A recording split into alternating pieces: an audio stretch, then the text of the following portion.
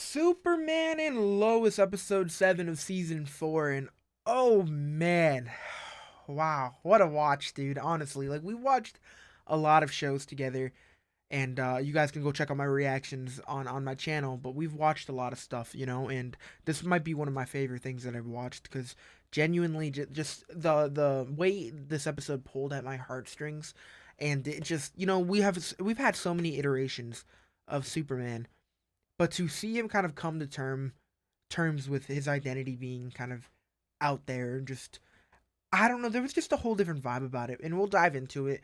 But first off, hello, I'm Busy Braun. You guys are watching Team JVS. I hope you guys are doing all right. We do a bunch of reviews over here, whole bunch of stuff drop, and same thing with on my channel where we drop a lot of reactions, such as stuff like Arcane, Cobra Kai, and Superman and Lois, and those are just things that are coming out in the next week. So I just want to say a big thank you. You guys have been awesome commenting and talking on these videos, and I just cannot wait to close out a fantastic season with you guys. But of course, we start off this episode, kind of with the whole identity thing. Has been an issue, and it's been interesting to see how Clark has been trying to resolve it. We also had flashbacks, which was fantastic, such as anytime we dive back into the Metropolis days with Clark, it's always great. But starting off the episode with not only like a flashback, but specifically a flashback that we got in the first episode of the entire series, where we see the suit that he said, his mom made for him, where he saves the kid, just him kind of wandering in the city and just hearing him talking about things, how, like, in Smallville, you know, it's not as easy to hide. Everyone knows who he is. Whereas in Metropolis, he could just go into an alley. He could disappear extremely easily. Wasn't an issue. And it was just really cool to see kind of the differences there, and, just to see where he is now. Because now we're in Smallville where literally everybody knows your name. This is Cheers, basically. So it's really cool to see, just to see that little snippet of him talking about things, because where we're at now, where maybe four people saw the whole Doomsday situation, but it kind of spread like a wildfire, and now a lot of people know who he is. Like, everyone's talking about it. They're being subtle about it, but they know who he is. And we'll get to that, but it's just a little touch that I did enjoy, because we did see only like four people witness it, but people that weren't there are still bringing up the situation. Um, but yeah, we dive in. We actually meet a version of Jimmy, which I think is interesting. I don't know how a lot of you feel about it, because I know that as we've progressed with Superman and Lois, they've kind of taken a step away from the Arrowverse and have made it clear that the Arrowverse, that this is separate from like Arrow, maybe Supergirl, and the Flash and all those shows. Like, they've taken that step away. We started off kind of being similar, but then went our separate route. And we see that here. Like, we saw the mention of Janet Olsen. We knew she existed, and it was just a matter of being like, okay, where's Jimmy? Hopefully, we get Jimmy. And I'm gonna be honest. I was rooting for the Jimmy that we got in Supergirl. I didn't. I know a lot of people have stuff to say about Supergirl, but realistically, when it first came out, I enjoyed the hell out of it, and I really enjoyed, especially the actor for Jimmy, and then kind of where they went with his character, turning him into Guardian and all that. So to see him kind of pop up in here was something I was kind of looking forward to. But we got an entire recast, an entire new version of Jimmy, and that's what we were introduced to, and I thought it was pretty cool. I thought the relationship between him and Clark was interesting, to say the least, considering that we know them to be really good friends, but we're kind of seeing their friendship bond, or kind of start, and then we kind of see it fall apart. So it's clearly not as big as it was in some of the other versions of Superman that we've seen, but still it was impactful to who Clark was in this universe, considering that that was a relationship that didn't really get to happen due to the secret. And that's one thing that Lois did talk to the boys about, how the secret, although it might seem stupid to them, it's prevented Clark from doing a lot, because realistically, the boys have Clark. The boys have each other.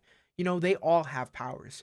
Clark was maybe a 10-year-old with abilities, where if somebody went after him, his parents couldn't do it. His parents were humans. There's no way that they would be able to stop, like, a group of 10 people with guns going at them. You know what I'm saying? So it's like Clark was genuinely living in fear, and the secret was the only thing that kind of helped him kind of stay sane, if you will. And I think the way Lois kind of backed him on that, and the way that they wrote her character to kind of defend him in that situation and go to the boys and say, like, this is not your secret to tell, even though that's argumental. It's realistically, it's now affecting them, but honestly, to have her on his back like that, it was just so. I just loved it, and it made me love her even more, which I didn't know if that was possible. And like the way she was saying, like, you got to understand, like, this secret Clark's parents like terrified him with. Like, this is something he had to do, or in his head, like, his life was over. So the idea that he's trying to keep it from even people that he does trust, and they were like, "Oh, well, you've told this person, you've told this person," and Lois was like, "Yeah, but there's a lot of people he wasn't able to tell," which I thought was interesting because as we saw, they were highlighting the whole Jimmy situation, which again was fantastic to see him. But there's just a lot, and even Lana didn't even find out until years after they knew each other, and that's one thing that the boys, I don't know if they accounted for, but at the end of the day, sometimes I'm forgetting that they're only 16 years old, and I always forget about that because the actors obviously aren't. But yeah, we ended up diving into the whole situation with Clark trying to go to different people, explaining that he's not Superman, whether it was him going to the coach, and the coach, like, yeah, but we know, you're super, yada yada, all the cheesy one-liners, whatever. And then of course Clark faked an injury, and God, it was so corny, but it really felt like something Clark would do.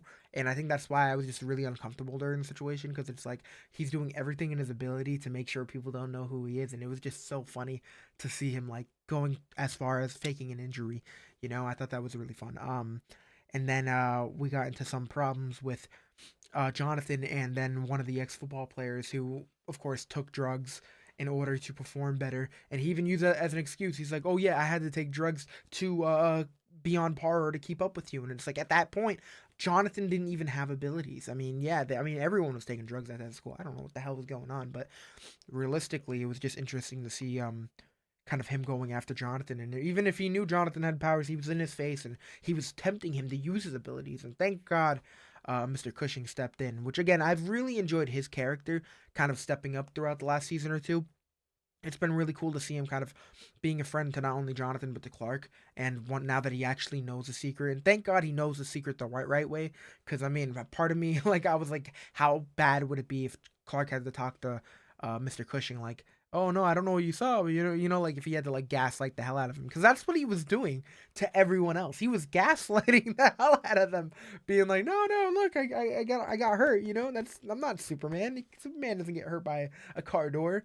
And even the coach was like, "Did you say ow, ow?" And it was cool. It was like a little fun episode. And the one thing that I really liked about this is, even though there was a lot of moments that tugged at your heartstrings, it was kind of lighthearted. It just felt a lot different than a lot of the other episodes we got. Like, the last episode ended in like some type of mosh pit type shit. Like, the lights were red and they were beating the crap out of each other. Like, this, it's not the same vibe as what we got here. And as a viewer, that's always nice. And the thing is, they could have easily made this even more campy or even more goofy, but I think it had the perfect amount of drama, but at the same time, just lightheartedness. And I really appreciated that, and it made it enjoyable as a viewer. But yeah, I'm really excited to see what we do next. I mean, God, this has been fantastic. I mean, it leading to us seeing Janet Olsen, and then Clark revealing his identity. But of course, that's jumping the gun, because while we were at the diner after Lois and Clark kind of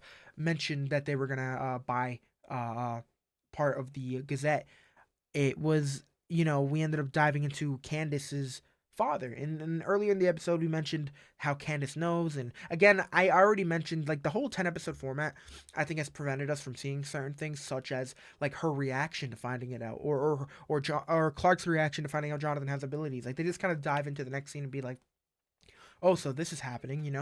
And Candace's situation leading to Candace's dad finding out who Superman is, and her not even being the one to tell him. It was straight up, like, they explained it as Lex being like cellmates with him or something as crazy as that. So it's just, they just keep giving us more and more information, and it's kind of nuts. But yeah, it ended up leading to that, and I think we had a really, really cool reveal moment. I mean, the way that they kind of executed that scene with not only like the slow motion, but the way the audio was entirely cut out. Like, the audio gets cut out. The the speed that Superman showcased there was unmatched to anything that we've seen, I feel like, in the show yet. I don't know, maybe I'm tripping, but it was insane to see him kind of actually taking off the shirt and revealing the suit and doing all this stuff while everyone is still frozen. And it was so cool to see even the bullet kind of get smushed on his chest. And then when everyone finds out, and he even apologizes to them, they take Candace's dad and bring him out. There was just so many factors to that scene that just really made it entertaining to watch. But of course, it led to him ending up revealing himself to everyone after they make that family decision. And God, I'm really hoping it works out. We have 3 episodes left, so if we don't dive into the Lex Luthor stuff first, I'm expecting it to be a little. I'm expecting it to kind of be a problem. So I'm a little worried, but I am really interested to see what they're gonna do. So it's just a matter of just waiting till next week to see if they end up doing something brutal. But should be interesting. I'm excited. I've had a really good time with this show, and I've made that clear. So I'm hoping you guys are doing well. I'm hoping you're enjoying the episodes just like I am. I think this is, again, this season hasn't really had a bad episode. They've had a few episodes that slowed down the pacing a little bit, but didn't mean they were bad. Like 4 and 5 weren't bad. They just slowed things down a little bit, and compared to the first 3 episodes, which I think were some of the best starting points for a show. It was just an amazing way to start off a season. So 4 and 5 were amazing. They just slowed things down a little bit, and then 6, of course, that we had that whole battle sequence with Lex and all that, which was fantastic. And then it led to this episode, which I think was another lighthearted episode that we needed, but I think it was perfect. I think that they're doing a really good job, and I'm so excited to see how we can conclude such a great show. Like, this has been such a great series. I can't say I had my doubts, but I knew it was going to be good. I just didn't know how good it was going to be, considering that when they were releasing it, it was kind of in my eyes was going to be a part of like the Arrowverse, and I'm like, all right, so it can't be anything crazy, crazy, but it could be some fun, superhero stuff, But they've really caught me off guard with how much I've enjoyed this show, and I love it. I really love it, and again, big thank you to all of you guys. If you guys want to see the reaction, you guys can go to my channel. Everything's in the description. You can watch the reaction for Superman and Lois, as well as all the other stuff we're dropping in the next week, such as Cobra Kai and Arcane. So stay tuned for that, and I'll see you soon. Peace out.